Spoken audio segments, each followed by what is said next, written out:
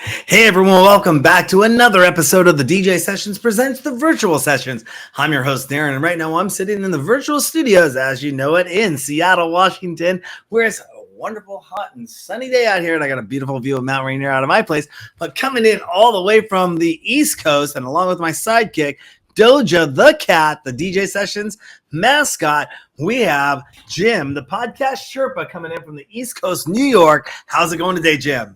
Hey, Darren, thanks a lot for having me on your show. Absolutely. So, you do a podcast based on other podcasts. That's an interesting concept.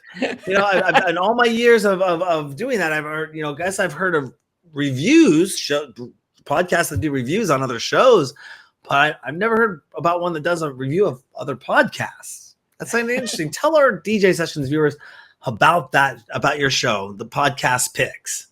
Sure. Well, do you mind if I go into a little bit about the evolution of the show? Absolutely. Okay, the show started essentially because of death. Oh, okay. but not of a person. Don't worry. Oh, okay. So a while back, those original iPods that you had that held like 27,000 songs? Yeah. Like the first generation ones? I used to have one of those at my job. And I would just listen to those all day. I had about 13,000 songs on it. I listened to a lot of different music and everything like that. And, this is a while back. And one day, the iPod died.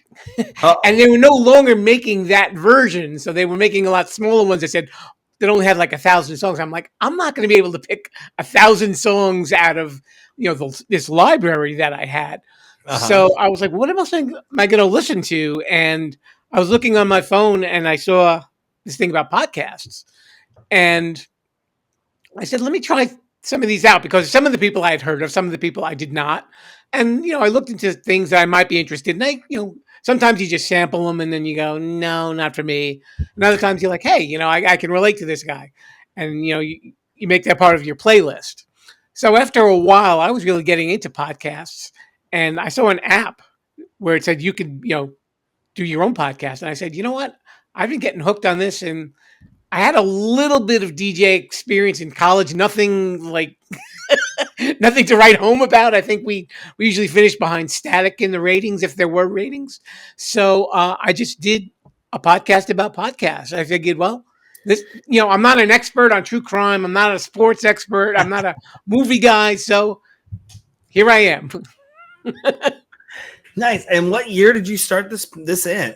In 2019, actually, right before COVID. Okay. Awesome. So you were kind of in the era of doing a podcast before the podcast boom, as we call it. When in 2020, I call 2020 to 2022-ish almost, the look at me years for online distribution, because every other social media post out there was, look at my podcast, look at my live stream, look at my podcast, look at my live stream, look at my podcast, look at my live stream. And it was just so overloaded. And after doing podcasting, I've been podcasting since 2005. And the backbone of our whole library system is basically a podcast series. Right. I didn't get into live streaming until 2009. Late 2009, so almost anniversary is September, October 2009. But really, to make the numbers simple, we started in 2010. But podcasting is our backbone of our library, and we have over 2,600 episodes over the years, and it's just such an awesome medium, especially coming out of broadcast television. I started in public access myself when I was 18 years old, and I was playing with my dad's video camera before that in high school and all that fun stuff. But you really only had broadcast television and public access to distribute. And even then you had limited amount of time. You had limited time slots. So, not everybody in the world could get on. Like there was a lottery system for public access in King County, where I grew, Seattle, basically. And if you didn't make the lottery, then you didn't have a time slot, and your show didn't go anywhere but your own VHS tape in your living room, Did you do DJ shows when you were on public access? No, well, interesting enough, I worked on on public access. I started working on a hip hop television show with a friend of mine called the Cool Out Network. And that show was a hip hop R&B show that aired here in kind of regional, because I lived in one county, he lived in another county. You could only broadcast if you lived in that county. So I would take the tapes from him in the King County area, take them up to the Snohomish County where I lived, and would air them up there. Then he had somebody else down in Pierce County that would get the tapes and put them on the Pierce County public access down there. So it was kind of all like a pretty wide area of running these shows. Nobody else in public access did this. They just never knew how to really figure it out. Distribution, right?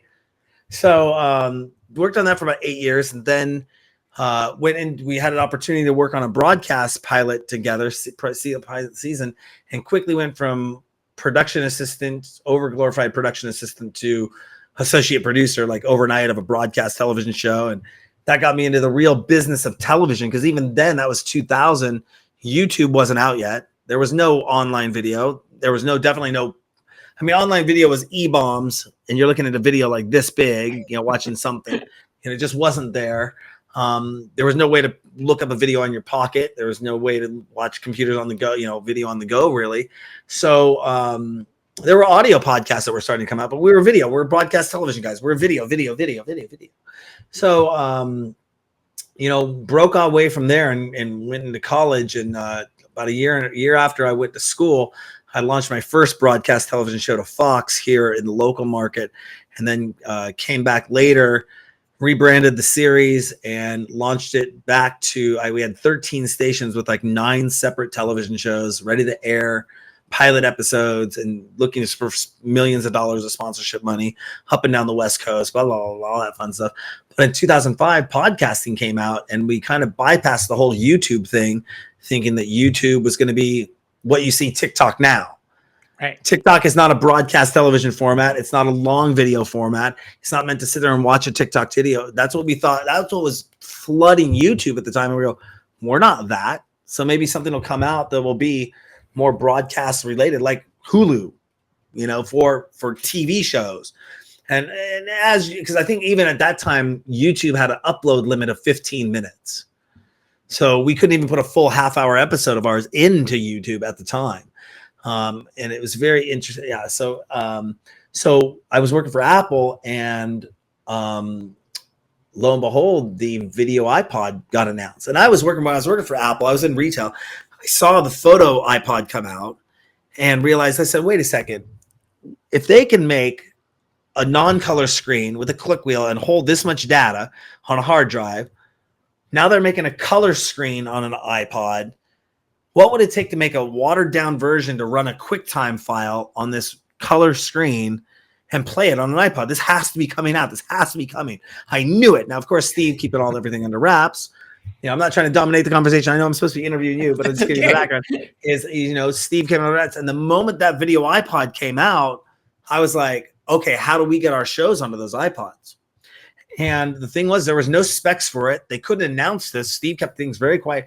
They didn't even have any television deals in place because they didn't want to leak to the television networks like NBC, CBS, ABC, all those stations that we could have put their shows online to download and pay 99 cents for. They didn't have any of those deals talked about, really. Probably at some real high upper real trust levels, but the things hadn't been put in the works because they didn't want the word getting out.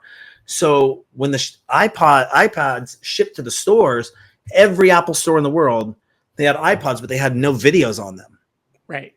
And so we at our store went around, and I figured out the specs to load videos onto an iPod and figured out how to do it. And we loaded it into the back-end system. So all the iPods in the store would refresh, because on 24 hours, all the computers and everything refreshes.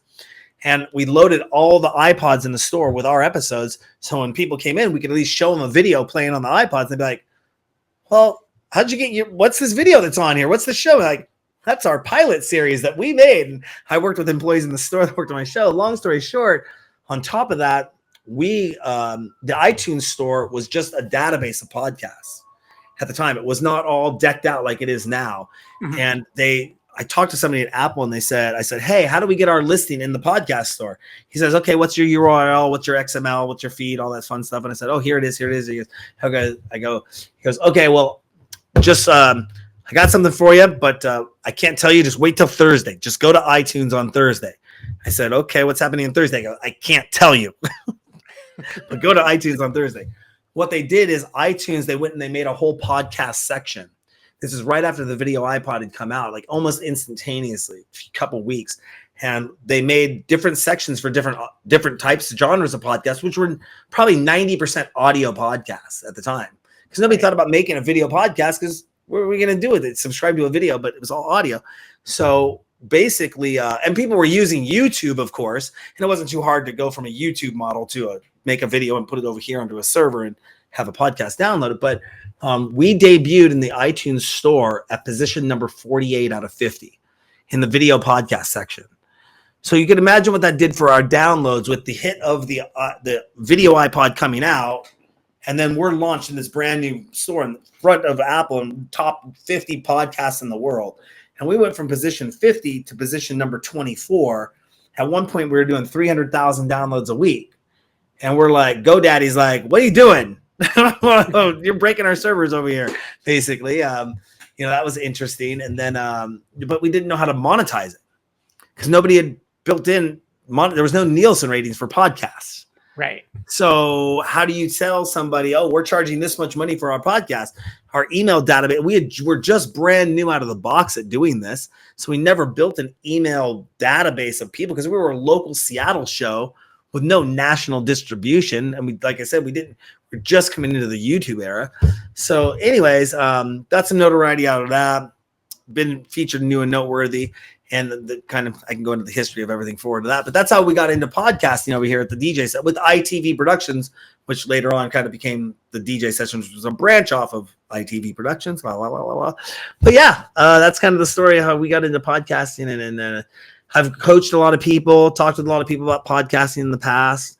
I think it's a great medium because you can get out there. And the one cool thing is, I mean, of course, YouTube has its subscription model, but people could subscribe to the podcast.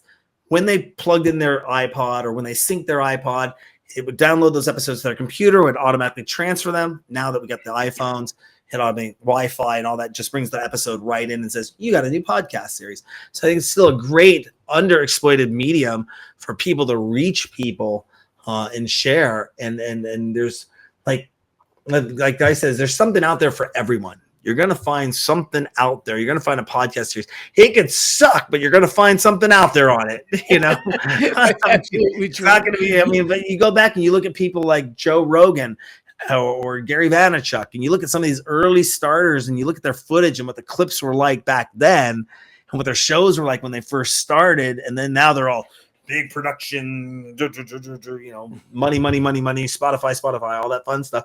I think there's definitely a medium for people to get out there and use podcasting as a distribution platform, which obviously killed, like the online streaming and online music stores, kind of radio's gone. Well, blogs killed, the internet killed print, music stores killed radio. Podcasting and online video is basically taken away from television. That on-demand access to, you just don't get that from TV. And but now even the TV show, the companies there, you can go and download a whole season if you want.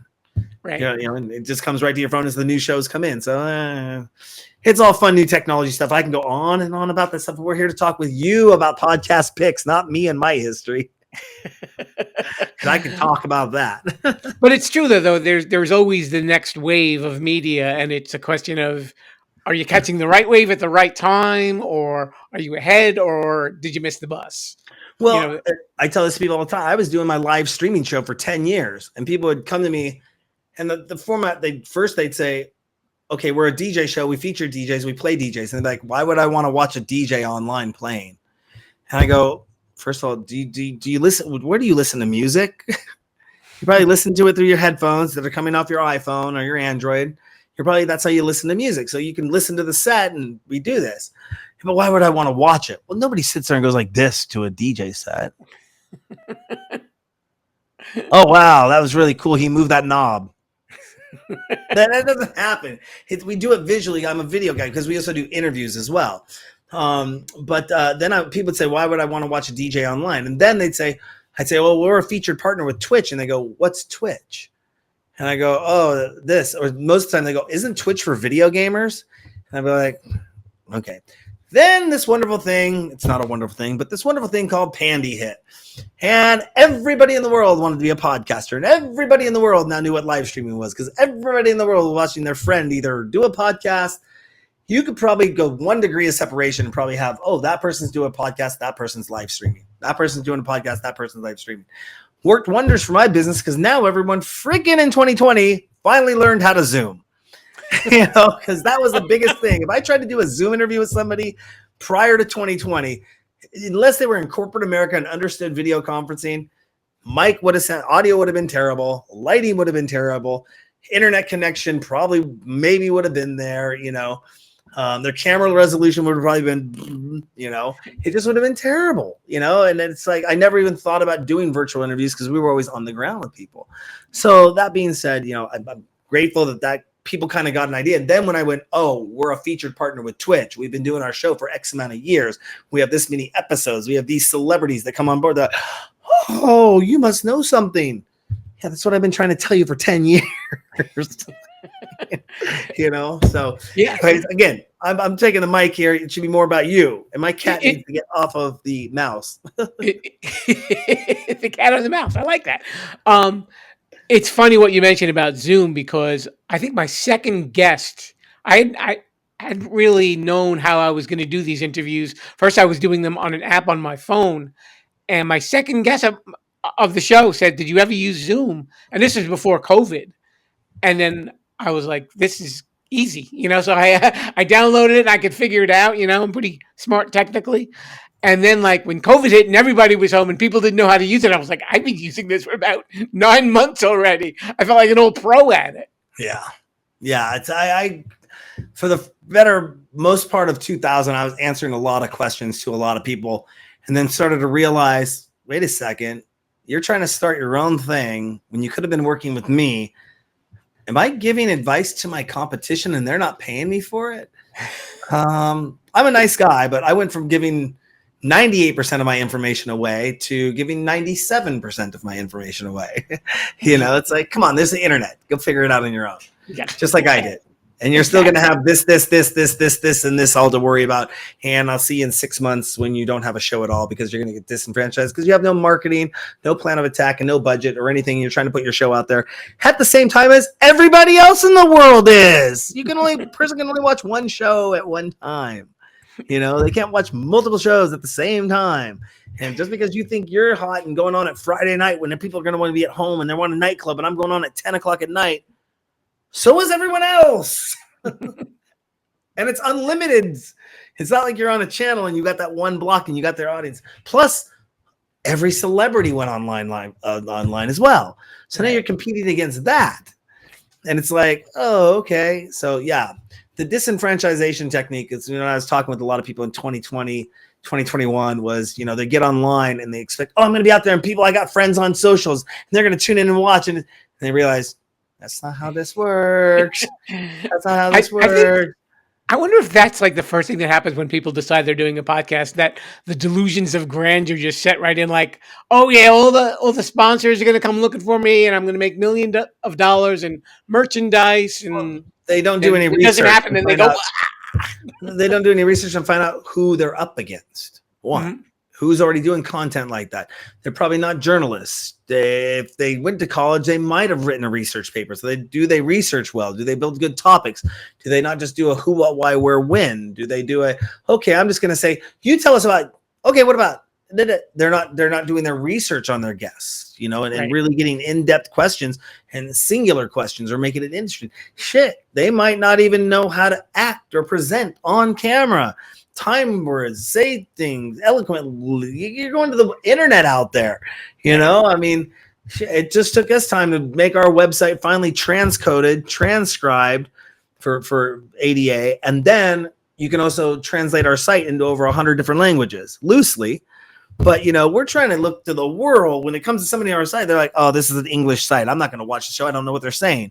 But if they can translate it into French and read the transcription as it's going, they can see right where we're at and follow along. Go, oh, now it's not it's only transcribed in English, but still we're working on getting more languages. But those things you got to look at the long run and marketing. That's the one thing I've noticed in film and television production my whole time. People have a great idea for a movie. They can have a great script. They can have a great crew. They can film a great film. They get it in the can, and then it sits on a shelf collecting dust. Or they submit it to a couple film festivals thinking that's what our end goal was. It's going to this festival, and a bunch of people are going to see it. But they don't understand there's 10,000 other submissions into that film festival. Right. And they can only place so many in the lineup that they have. And so that was actually the original concept of my show, Phantasmagoria, was I had a short film. My first show that I put on Fox here in Seattle, I had the title for a show. I had a concept for the show, but that got destroyed once I saw Jackass come out, which I didn't know MKY2K was already, by Bam Margera was already being done before MTV picked them up with Johnny Knoxville. So I was like, well, that shit canned. Now what am I going to do? And I had this short film, and I said, well, what if I showed my short film in my broadcast television show? Okay, if I put it into a film festival, what's the most amount of people that could see it at that film festival in Seattle as an independent short film? 100 people for one night, maybe. And then if I had to show it multiple times, and some of these film contests will say, you can't submit it multiple times. If it's ever been submitted anywhere else, you can't submit it to us, because they don't want people making 100 tapes and sending them out to everywhere. It's like, you can only be into this one. So I was like, but if I put it on broadcast television in my own television show, I could have 10,000 to 13,000 people see that. And I could have that done weekly. Wait, I got episode 1 in the can. What am I going to do for another 12 episodes? So I went to my class that I was in college, and I started talking to some of the local film festivals and got all their rejects, and put my show Phantasmagoria together based on that. But content is king, and then how often are you going to deliver this content is the next question. Are you going to do a weekly? Okay, how long are you going to, if it's going to be a weekly, great. How long is that episode going to be? Is it 10 minutes, 15, 30, an hour? What are you going to, are you going to have a co-host? How are you going to be able to do this with your current work schedule? You're now going into production. You're going into audio engineering. You're going into internet distribution. And then you're also going to be your own social media manager. And it's not just pushing it to your friends on Facebook, where only 5% of, maybe now 5% of your people see your post anyways on Facebook. Mm-hmm. So, all that fun stuff. Are you going into groups and forums, and are you getting interesting guests? Rather than Johnny down the block, let's sit in the room and smoke some weed and talk about, no, I don't have anything against smoking weed. But, talking about something, is it going to be engaging? So all those factors come into play when doing a podcast, and I think a lot of people I said it, you're going to see a 60% increase in podcasting and live streaming. But once doors open back up after Pandy, all those people are doing and getting no gratification, no instant gratification. I did a podcast once. I tried it out, and we saw that. The ones that stuck with it are still going, but the ones that are like, nope, okay, we're out, because they found out it takes time. And you're doing this for viewership. Nobody gets on stage and says, I'm only doing this on stage for myself, and nobody else, unless you're a total narcissist. But, most people want to put something be on stage because they want an audience. They want to share it with people, and they want that gratification back. Somebody going, I watched your show, and that was awesome. I learned something new. I saw something. I heard something. Well, and I shared it with all my friends too. You're spot on. I'm going to keep coming back, and I'm going to tell everyone about it. That's a fan. You want your fans. You want your fans, your followers. So when people don't prepare for that, that's very hard. But yeah. Anyways, again, I could talk about podcasting for eons, probably. It's funny. Last week, in one of the shows that I did, I actually made a comment about social media, and when you talk about how things changed after the pandemic, during COVID, I think, especially Facebook and stuff, they were okay with you posting the link to your episodes right on Facebook and right on Twitter. And there was a little bit more of a bond between these social media sites and podcasts. But after that, and with all the political stuff that's going on, especially I think Facebook and Twitter have become I'm right, and I don't care about anything else. There's no more of that, trying to link with people and connect with people about things that are going on, and checking out episodes. An article I just read, it got emailed to me because I'm also in an advertising company as well. and something just came through. And mine's an out-of-home advertising. So we do mobile, in a nutshell, mobile billboard trucks. Mm-hmm. And the article came through saying basically what's happening is the social media companies are downranking external links. Mm-hmm. And not only that, social influencers are also not having as much pull as they used to, because it's come off as too commercial now. And people know they're an influencer. So they know you're probably being paid for that person to talk about you. But out of home advertising, and people are tuning it out now too. I mean, I go to my Facebook on my phone. It's like almost every third, fourth, not even that, every second or third is a sponsored post. Right. It's like, wait a second. What happened to just being the friends wall? You can go. It's a workaround now to get to just see your friends' posts. As opposed to you go top stories and it's all this shit. And then when it used to be just your friends wall, and then even posting, it's only depends on the ratio. It's like 5% of your people might see. If you had 1,000 people, 5% is going to be 50 people might see it. How many are going to really interact with that if they're not just scrolling through? Unless it's something that really pertains to them. They're going to, even if they don't like it anymore. They don't see it. And so you're sitting there going, I mean, I'm going through this right now with Facebook going, this medium sucks. Sorry, dickhead Zuck. You lost me, bro. My Facebook channel will be going away shortly too. I know. I see a lot of people on Facebook and they're posting, but you just don't get it. You aren't getting that interaction like you are with TikTok or Instagram, and they're trying to play catch up, and it's just like, I post to the mediums because they're there. There are people in my demographic that like using Facebook. They don't understand Instagram or they don't get TikTok. And I get that.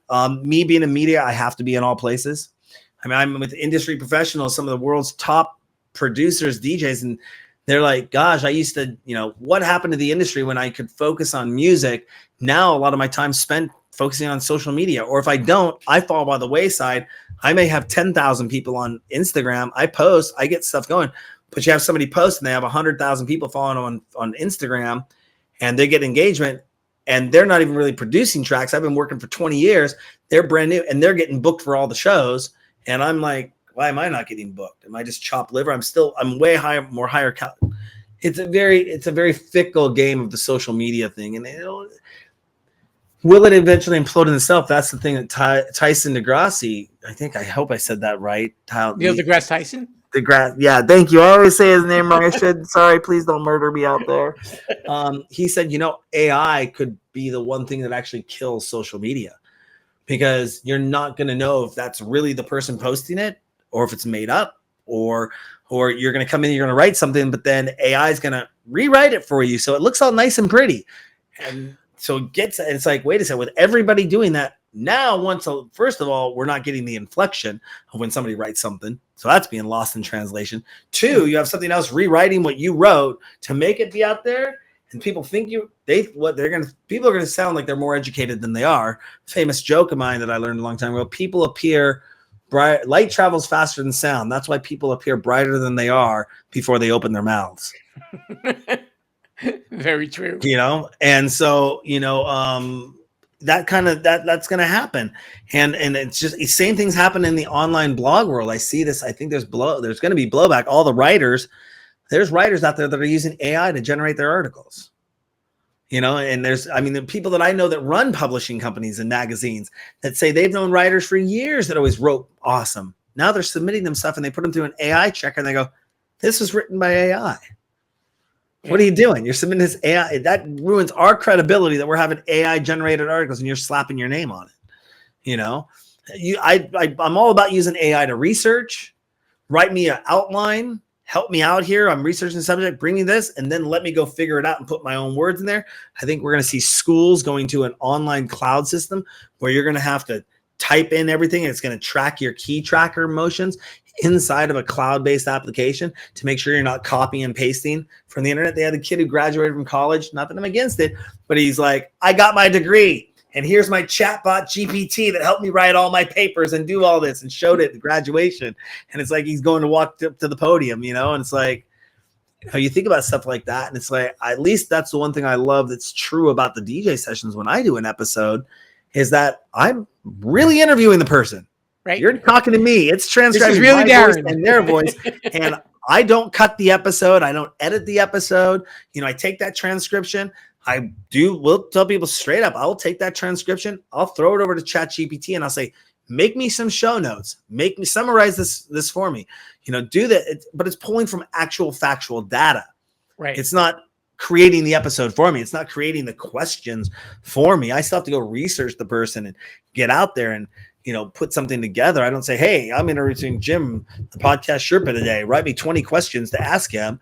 I still have to ask the questions and present it in a format that's going to be engaging. Is tell me about podcasting, Jim. What made you start in podcasting, Jim?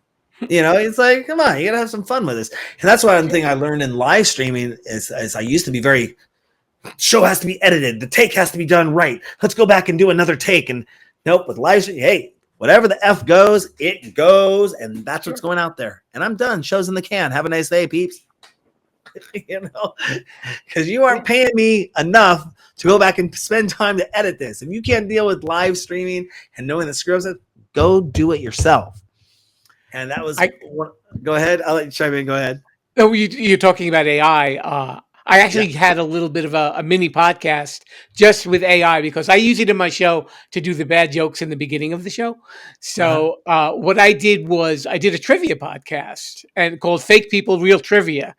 And, we would pick actual trivia. I did my research and just had like the AI voices do the show. And I wasn't on it because I was thinking like, well, what's the difference between me giving this information and an AI voice giving the, it actually sounds a little smoother with an AI as long as the inflection is right. Like, that's the big thing.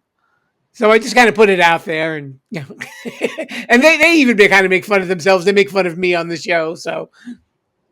Yeah, it's interesting. I just know that Timberland just signed the first AI artist. That's a little scary. We'll see where that goes. Could I eventually have an AI generated host? I'd love to be one of the first podcasts with a true AI. I'm sure somebody's already doing it. I'm sure somebody's out there, making it happen. But me, Darren, the personality of being an AI host, and I just pump the questions in and say, do it in a fun, spirited, happy manner kind of way. And it's like, I would probably do it more like a Max Headroom. I know you're an 80s guy. Kind of like, Darren. Hi, Jim. How's it going today? Kind of funny kind of thing. Hey, we just dated ourselves, by the way. Well, nobody else will date me. That's okay. It's from the 80s, kids. Look it up. That's right. Pre-Google. Fun show, by the way. That was always a fun show. But that being said, how is AI going to change things? But again, will it really knock things down? And that's why, I'm recently going out and talking to big publishing companies or brands in the electronic music industry saying, look, the reason why you want to syndicate my content or the reason why you want to bring me on board or even repurpose and put my interviews in your publications is because I'm really doing the interviews. A lot of these publications, they'll send 10 questions. Like, imagine if I sent you 10 questions, Jim, and said, you fill in the answers to the questions. Right. Am I doing it? Is that reporting? That's not, I could have a list. I have a list of 570 questions. I could just pick 10 of them and go, here, let me email off Jim. Okay. Rinse, wash, repeat. Oh yeah, I did that interview. I come back. I put it into Google Docs. I look for any formatting errors or just say format, throw it in the ChatGPT and say, format this for me. I send you back a copy. You say that looks good. I post it on my website. That's not friggin' interviewing. Right. That's not. I've only had 2 guests that wanted to know the questions in advance. Yeah. One of them was a model, but I think the problem was people were probably getting disgusting with her, and her boyfriend is her manager, and he was probably like, look, I don't have to have you put up with this. So I understood that. And then there was someone else who had a show. I was like, we're just going to have a conversation. It was like, I'm not going to try and trip you up. This isn't the math quiz or anything like that. When people ask me that, I say, no, I don't, because I do my research an hour before, because I want to get the most current events of what's going on. Even what they just posted this morning on social media, and something else might pop up in the industry. I go, look, I don't go into anything controversial.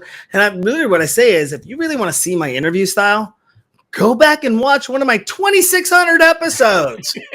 You'll see Exactly. exactly how it goes down. And do you think I could get this long list of all these people on if I tried to Barbara Walters them, Oprah Winfrey them, make them cry, get controversial, ask bad, you can obviously put if there anything you don't want me to talk about, but very rarely does it happen unless there's like some DJ battle going on or them shit talking each other or something. But other than that, it's like, no, we're here to find out about, I say we stick to electronic music, industry related questions, current, maybe some current industry events, some social, some humor. We just chat for an hour, but I like to get in some in-depth in your mind because you're a professional. I'm just not who, what, why, where, when, that kind of stuff. But they usually get a general feel for it. I rarely don't ever get turned down once I do that. Once I say no, sometimes they might want questions in advance though because they don't speak English very well. Mhm. And I can understand that, but I'm still like, you got to understand though, I could send you the questions, but if they say something that might spawn a question that wasn't on the list. Right. And what if I ask the question and then they give me some short answer for it and there's nothing to play off of? Like, oh, okay, so you did an event. Yes, I did. How was it? It was fun. Okay, I've had guests like that. It's like, we got a half hour to fill. You to fill. elaborate on my event, so I can't answer that question. Yeah. Oh, come on, go back. If that's too much for you, then you probably have the wrong PR manager who isn't prepping you to do interviews. And if you're going to be out there wanting to do interviews, you should probably prep yourself on doing interviews and get up to speed on that, people.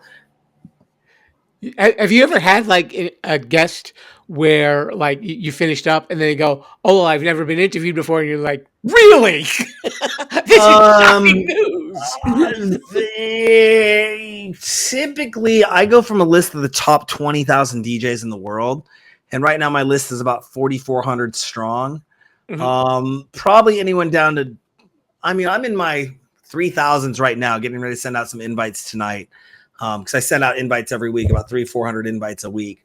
And typically at that point, most of these people have a booking manager, at least somebody's booking. If they're not doing it themselves and they got their own online persona, they have a booking manager that's helping them get gigs, which is taking a percentage, and or they have a PR manager who's routing it because they're with a collective or a group. So if they have a PR person, I feel very comfortable going into that situation. Booking, yes. They probably have been interviewed or had a microphone on them at some point, at some festival, some show, some fan backstage. Hey, you're in town. Let me do an interview, or some magazine, especially if they're releasing albums and they're releasing tracks. They're working with a label, so they know they got to do some promo there, put it out on the social media. People ask questions. So vicariously, just by being an entertainer itself, they're going to have questions asked them, whether it's by fans or media people. So what I come across as like, hey, pretend our DJ sessions audience doesn't know who you are, and we're interviewing you because I don't know who you are. Maybe sometimes I do know who they are, sometimes I don't know who they are, and we're getting to know you for the first time. And tell us about the cool shit you're working on. Tell us about some cool shit you've been working on, and in the nutshell, and then tell us about, what would you do this? How's this? That's this. That's this. And just kind of build an interview around that and have a good time doing it. Been successful with that so far. I don't think I've ever had a DJ ask me to take an episode down that they were uncomfortable.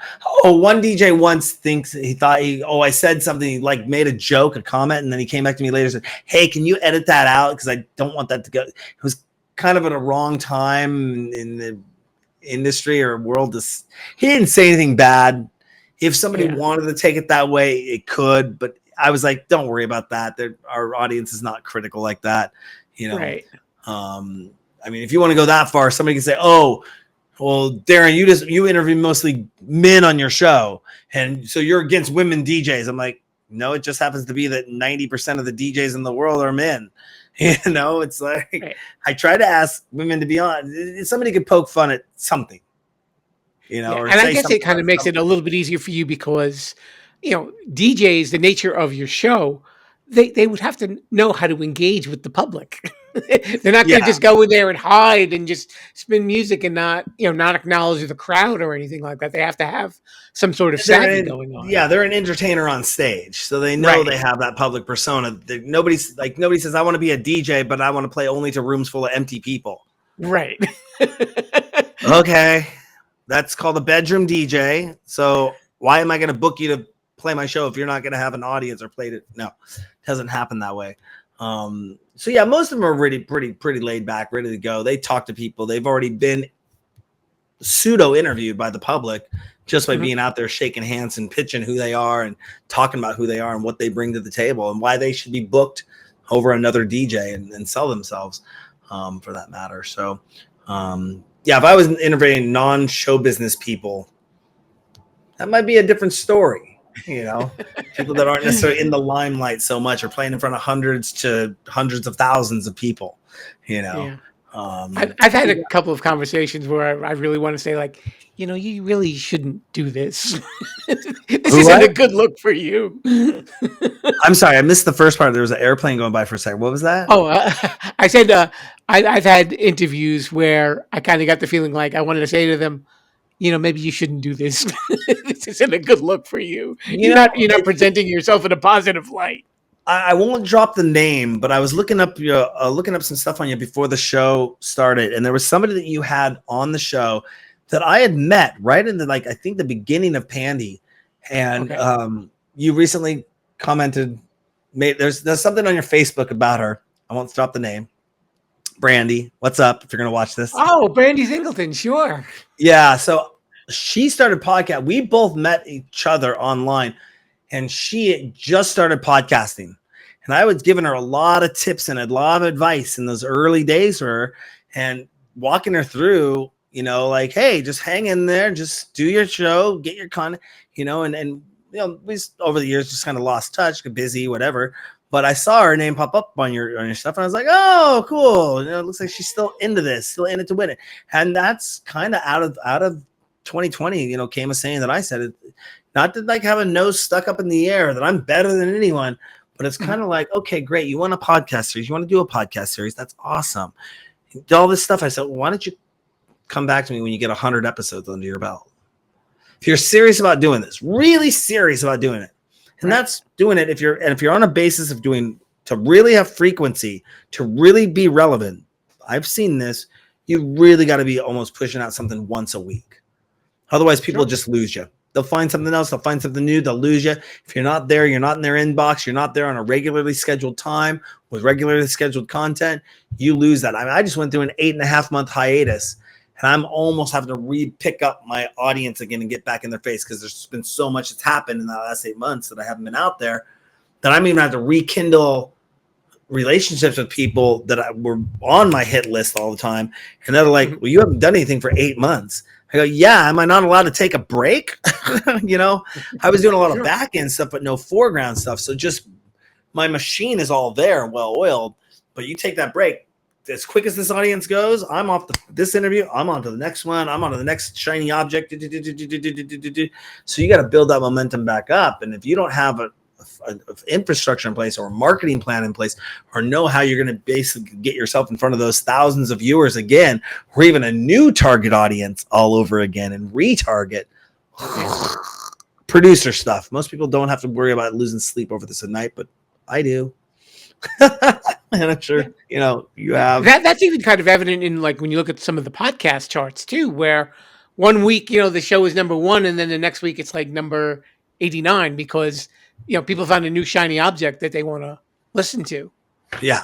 And it could have been a blurb in a magazine. It could have been a blurb in a magazine. It could have been you paid an influencer $250 that has a bunch of people and they go, boo. And then all of a sudden everyone checks it out.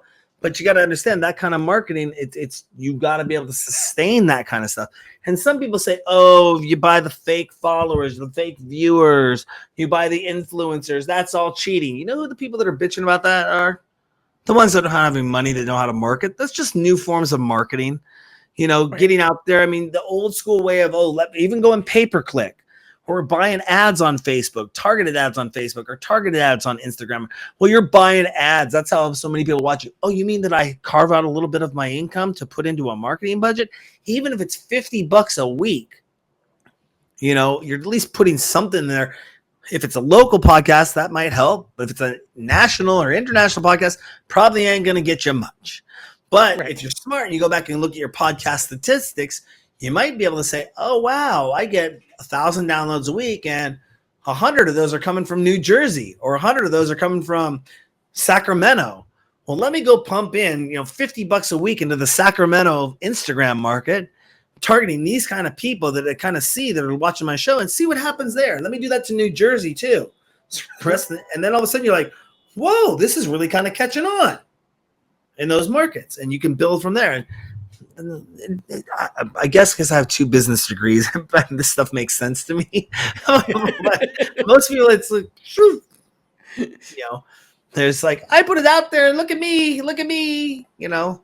I mean, it doesn't, yeah. And so, yeah, that disenfranchise happens very quickly. Well, you know, Jim, we're going to get into some interesting stuff now with you here. We could talk podcasting all day long. And as you can tell, true.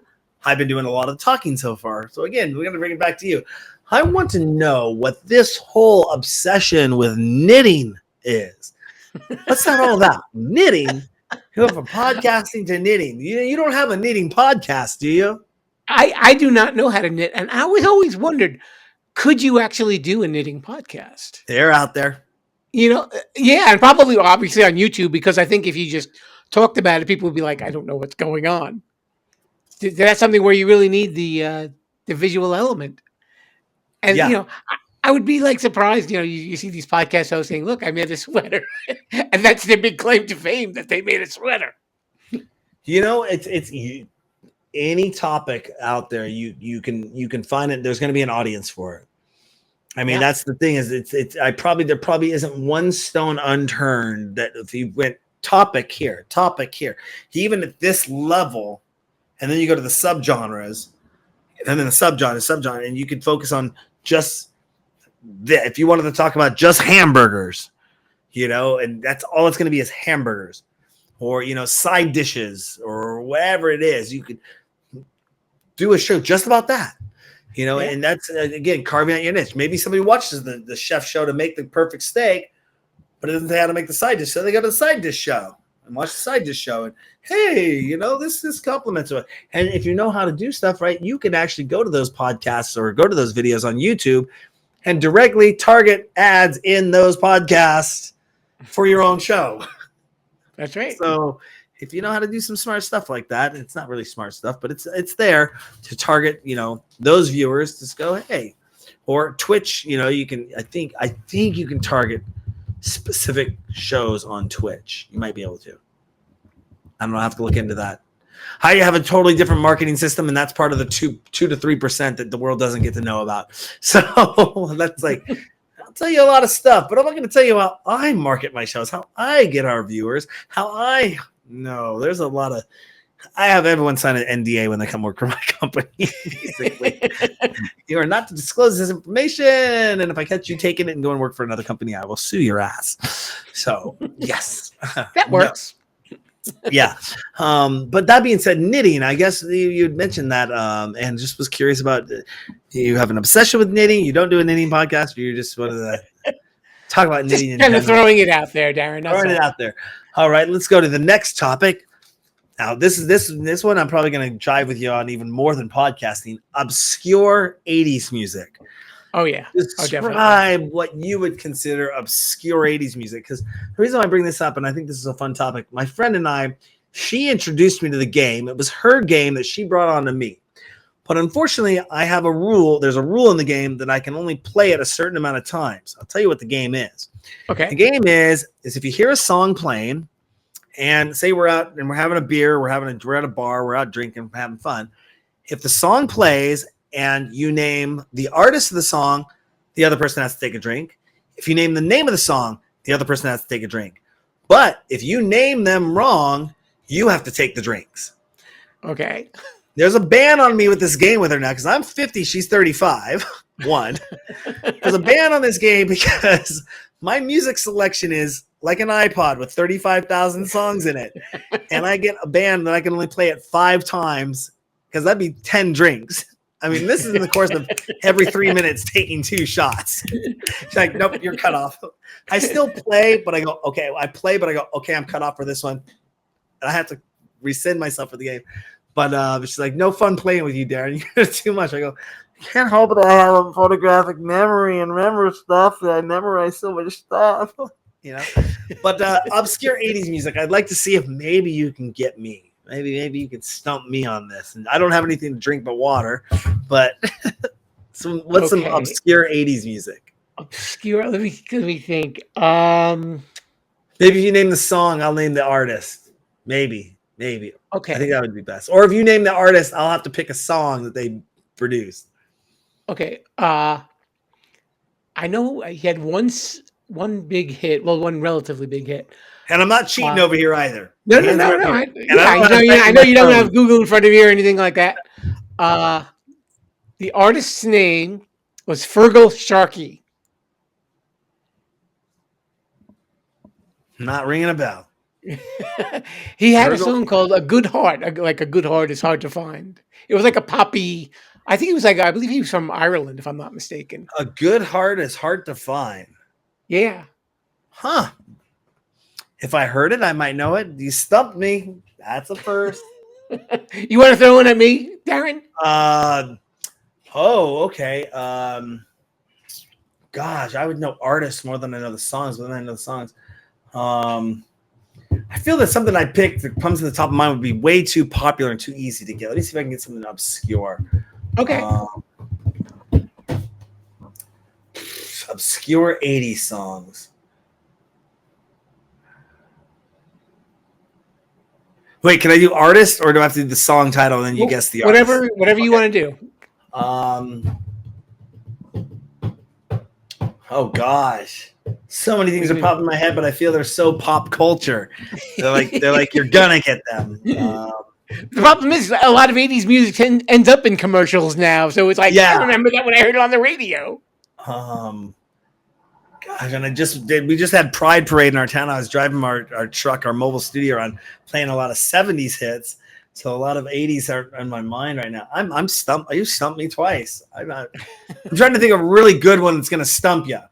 But everything that comes to mind is like popular top Billboard Top 100 for every year of the 80s. You know? I'll throw a song at you that the band was relatively. They had their moment in the sun. The song, I don't think it was their big hit, but it was like another one of their singles that they did release. The song is called "Love Can Be Bad Luck." Was not was.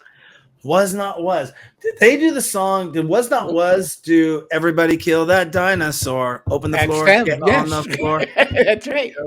That movie. Now, you really want to see where I go with this. This is where the game gets a little further. I would go. Do you know what movie that song was used in, and who starred in the movie? The Walk the Dinosaur one. Walk the Dinosaur. Ooh. This had to have been, I think it may have been, if that song came out in the 80s, then this movie had to be late 80s, but I thought it was early 90s. To just throw a guess out there, I was wondering if it was like Encino Man? Bingo! Starring Pauly Shore and Brendan Fraser. Yep. I was going to say it was that they used that song in the movie. And that's where I even said to her, hey, if you can name the movie they used the song in, the soundtrack, she goes, fuck you. No, I'm not playing that with you. You memorize way too many movies. You know this stuff. So, yeah, good call, though. Good call. You got that one right on. But, yeah, obscure 80s music. Are you a fan of obscure 80s music? Do you like the off the beaten path type of stuff, the B-sides? I like a lot. I listen to the popular stuff. I don't turn my nose up at it or anything like that. I remember a quote that John Cougar Mellencamp, or that's John Mellencamp, said that he said, the music that you loved when you were 17 is the music that stays with you for the rest of your life. And I wholeheartedly agree with that statement. Because I think when you're at that age, you've got the disposable income, so you're buying Yeah. records, so it's Yep. like it means a little bit more to you, as opposed to just hearing it on the radio and just kind of forgetting about it the next day. Mhm. Absolutely, absolutely. No, I mean, I've gone through some changes in my musical tastes over the years, but Mhm. I always tell people, hey, if I'm pissed off, which is very rare, but if I'm in an upset, angry, or even down mood, just put on some 70s disco or some 80s pop, and I'm like, Mhm. now I'm in a happy mood. What are you doing? All right, fine. The world is fine. Everything's great. You Now, know, now, oh, go ahead. Go ahead. I'm I sorry. was just gonna say, oh, I'm great. I'm fine. No, it's all good. Go ahead. Now, it's interesting because you know we're we're we're older. We're not kids, and Mhm.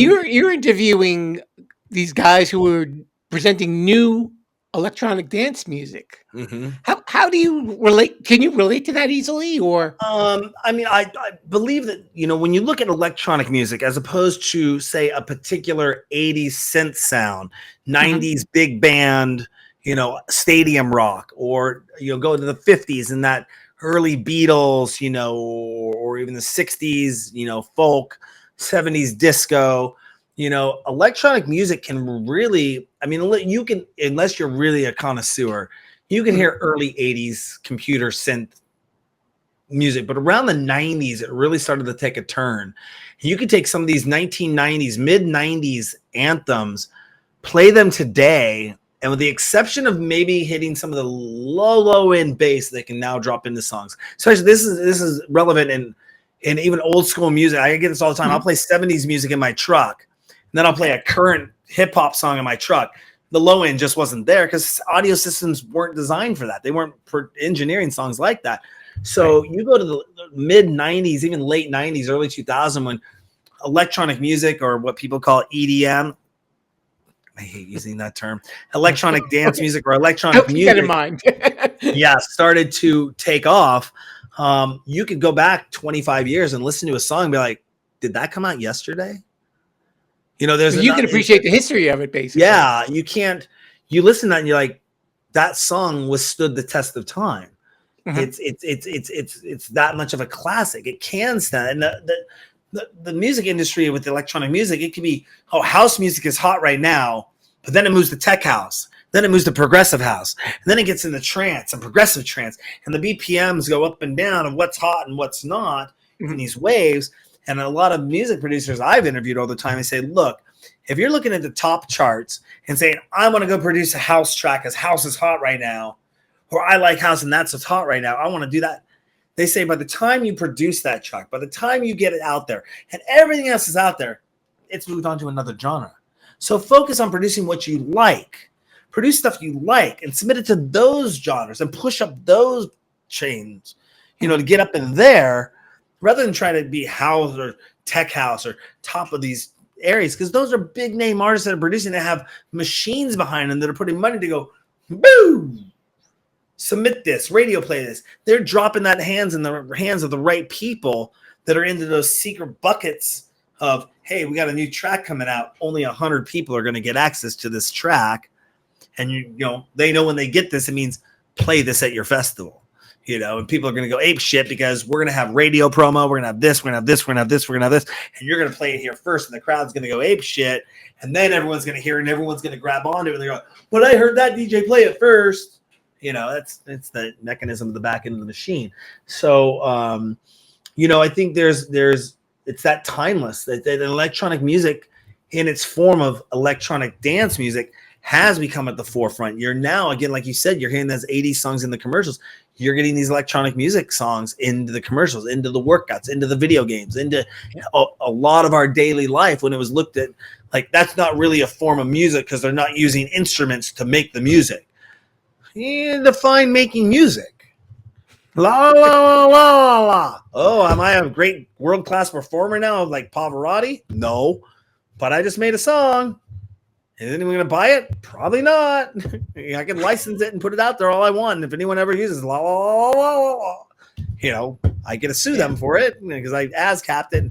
But my point is yeah, there's just the ease of the barrier to make music now is so, it's gone. The barrier to DJ is almost completely non-existent. You got 6-year-olds that are learning how to DJ now.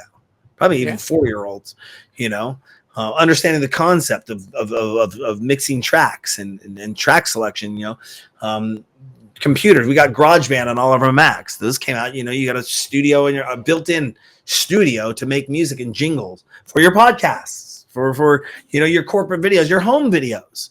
You got iMovie. I mean, that was another thing my friend and I talked about. Back in the day, we had video cameras. Not everyone had a video camera. Even if you have a video camera, where are you going to play it at? In your home? Okay. But once the iPhone came out and put a phone and a camera in everyone's pocket, okay, now everyone's a star. Everyone thinks they got a show. Everyone puts something on YouTube or TikTok, Instagram. Look at me, I got a show. Look at me, define show. Do you have a business?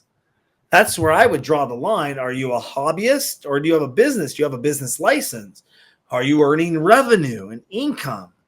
Are you spending money? Are you just trying to wing it and do all the free stuff?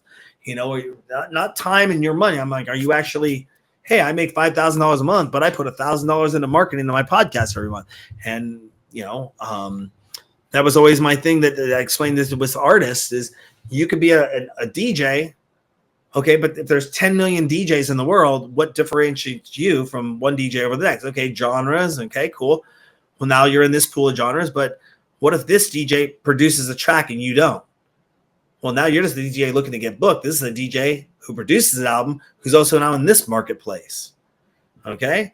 And then if they have this DJ, if this DJ had $10,000, well, they're now up in this bracket and you have $1,000, you're in this bracket. You can only go so this DJ with 10 grand might be able to hire a PR person or get into a label. And that label can go, look at what we got through their network of thousands and thousands of radio stations and everything. And then they start getting radio play and they're like, oh, come on, I'm not getting radio play. I make checks. Did you put any money? Entertainment is money. I don't care if anyone comes to me and says it otherwise. Entertainment is I don't want to say people can't get into entertainment, but if you want to succeed, you got to look at it like a business. It is a business. And in business, you need capital to operate. This is basic business 101. And a lot of entertainment is spending a lot of money, hoping you can recoup that money, hoping you can get it back. How do you get that time back? The hours alone, I wanted to almost turn into a reality television show podcast. Put a camera up in my office. People think I just turn on a camera and I talk to you. At the end of it, it's done. There we go. Show's done. Yep, that's all I do for a living is just talk to people and get. No, 7 a.m. to 6 p.m. If I'm not having to edit and hit a couple buttons afterwards, I'm on the clock almost, if I'm not sleeping 24/7. It could be its own show 24 hours a day, 7 days a week.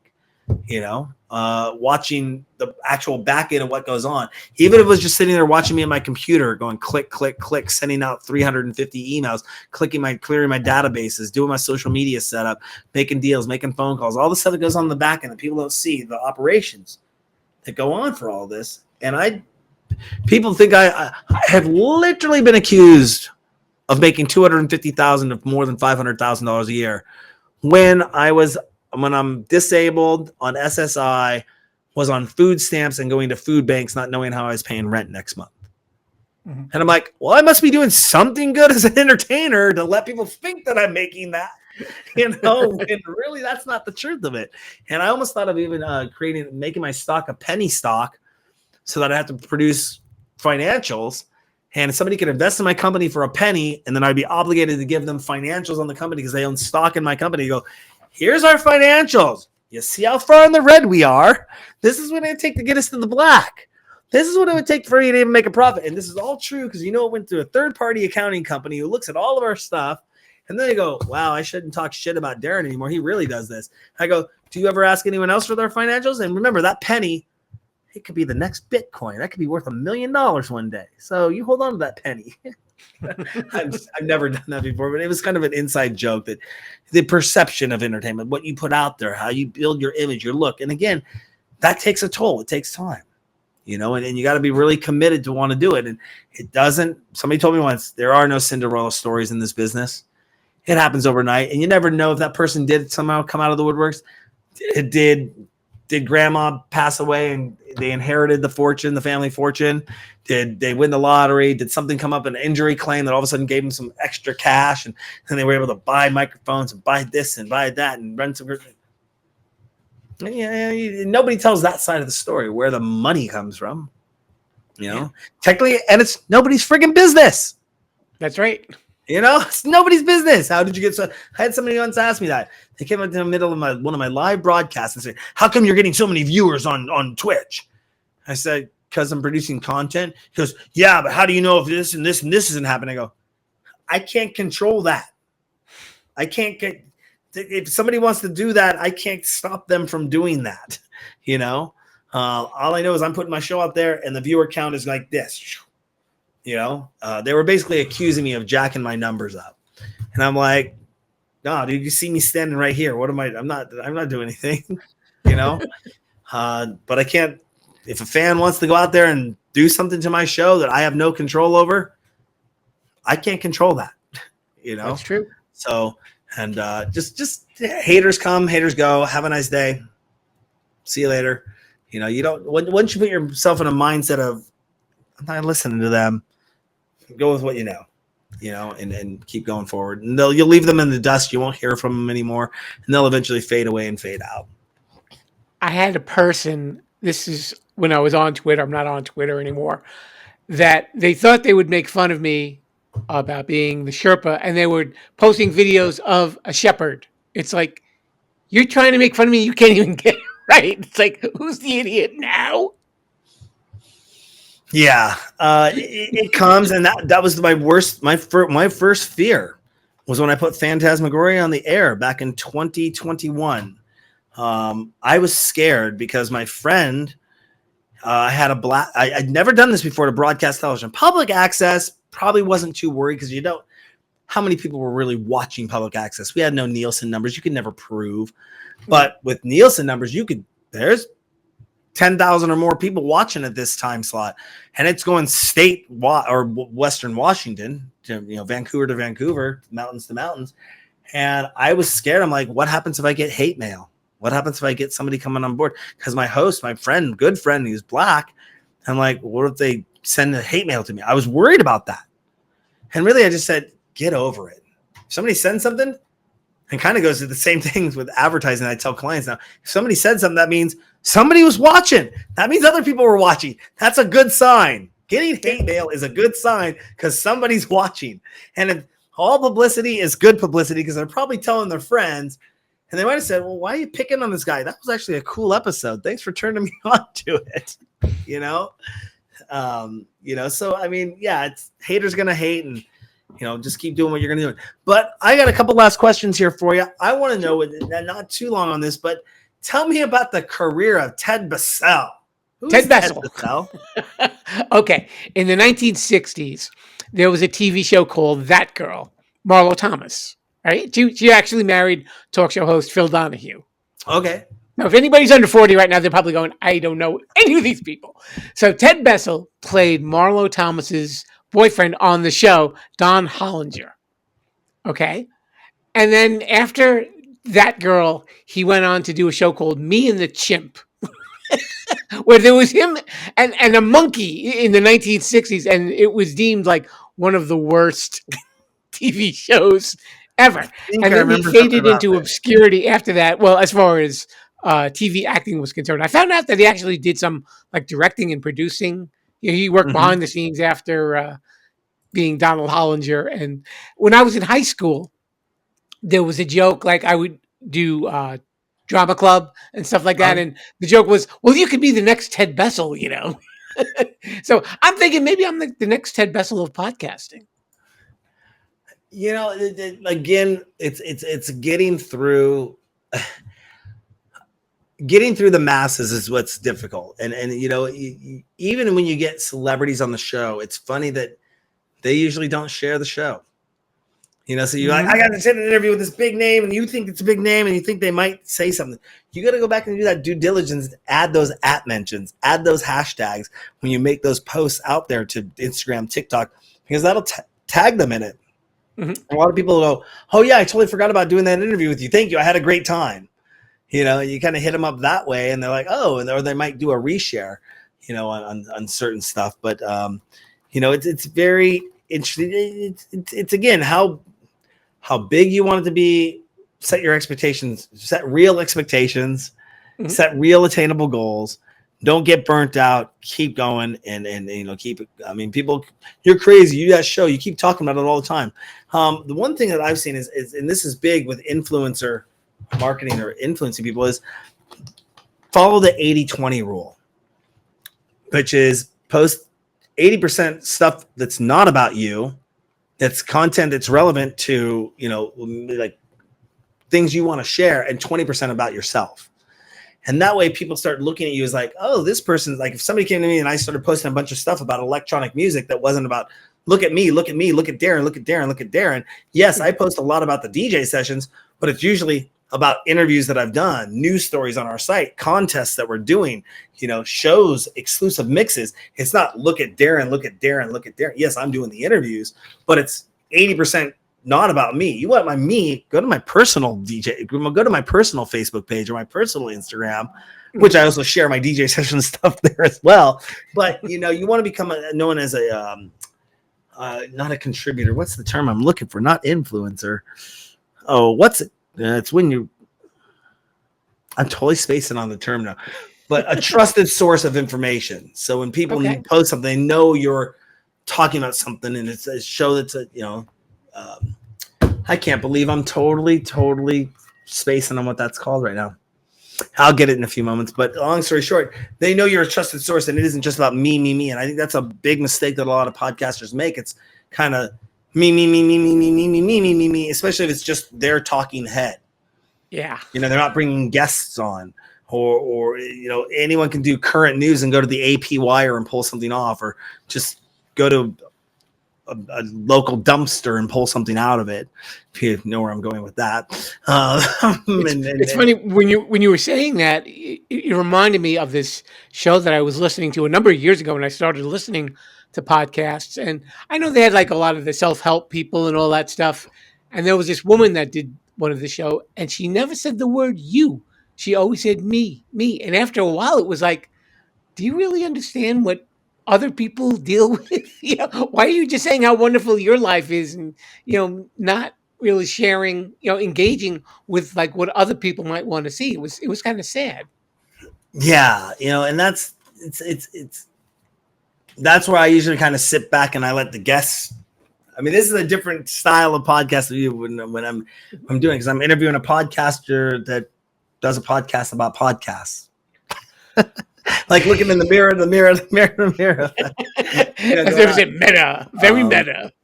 So a little bit different. But again, we like to reach out to different industry professionals, because there might be something that our guests might watch and say, I'm thinking about doing a podcast. And talking with Jim, I heard you talk about something that I'd never heard anyone ever talk about. Mm-hmm. And I'm like, oh, that's cool. Jim might have mentioned something that I never heard about that before. Never thought about that. And that was really relevant. So, it's kind of, you got to, and it's hard because people will use FAR, a term that I learned a long time ago from Amway, friends, family, and relatives, to base base the quality of their show, or if they're doing a good job on. Well, friends, family, relatives says it's awesome. Have you put it out into the real world and gone swimming out there yet? Have you looked at what else is doing what, and maybe what you might need to just step up your game? I mean, are you willing to spend $20 a month to get Restream or Yardstream or StreamYard or whatever, to maybe have a nice little template layout and maybe dress it up a little bit more, or pay Podbean? Not that any of these companies are endorsing these companies or getting paid by any of these companies, but to host your podcast, especially if it's video, rather than putting it to YouTube and having 9 other commercials pop up when your YouTube video is done, that takes people away from you. And can you get a $5 a month GoDaddy website, and have, instead of everything at Yahoo, Hotmail, Gmail.com, it's now at your domain name. And did you buy Podcasting for Dummies for $34.95? And read the book from beginning to finish, and did you submit your podcast to all the search engines, all that fun stuff. Yeah, Jim, it's been a pleasure having you on the show. I know we're going to be a guest on your show here coming up, and I'm super excited about that. Is there anything else you want to let our DJ Sessions fans know before we let you go? Yeah, I mean, the show really covers a lot of ground, a little bit of something for everybody, really. We feature with podcast picks with me. Do sections where we do true crime. We call that the true crime stream. We call it the true crime screening room. When we talk to a lot of creators and like actors and singers, we have the Sherpa screening room. And of course, we have, when we're talking about podcasts, we have the podcast pick. So there's a lot of stuff to check out. Sometimes we like to mix it up.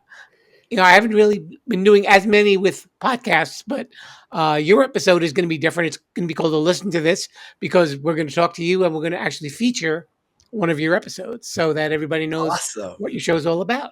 I got everyone always asks me what's my favorite episode, what's my most memorable, what's my most favorite episode. I'm like, every single one of them.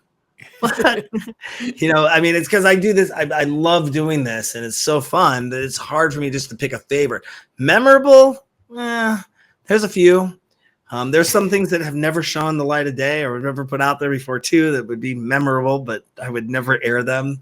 But yeah, where's the best place for people to find out more information about you, what you got going on? Okay, the podcast picks with Jim, the podcast Sherpa, is on podcast apps all over the place, and I'm on YouTube at Sherpalution. There it is. Look right there. That's where you can find it, and they're audio versions, so you don't get to see this face on video. I know you're lucky. So, thank you. You're welcome. I'm a nice guy that way. But yeah, those are probably the best things to do. And if you're listening to the audio podcast, if you check the show notes, in the link there is a link to the website provided by my podcast provider. Awesome. You can hear everything. Who do you host with? Who do you host with? Acast. Acast. Okay. Yes. We'll talk about that off camera. I'm always out there looking for other options and things like that. So, Jim, it's been a pleasure having you on the show. I'm going to go for that. I'm going to go for one last thing. I'm going to try this out. Pinzerone. Am I even close? Yeah, you're pretty close. Go ahead. Jim, how do you say your last name exactly? I say the podcast Sherpa. Yeah, the podcast Sherpa. Jim, the podcast Sherpa. There we go. All right. That was easy enough. All right. Thank you so much for coming on the DJ sessions this evening. Thanks so much, Darren. Absolutely.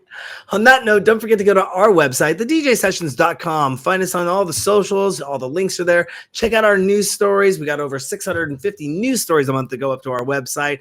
We have over 60 hours plus content coming to you every month, starting back up here this month, including this episode with Jim, the podcast Sherpa.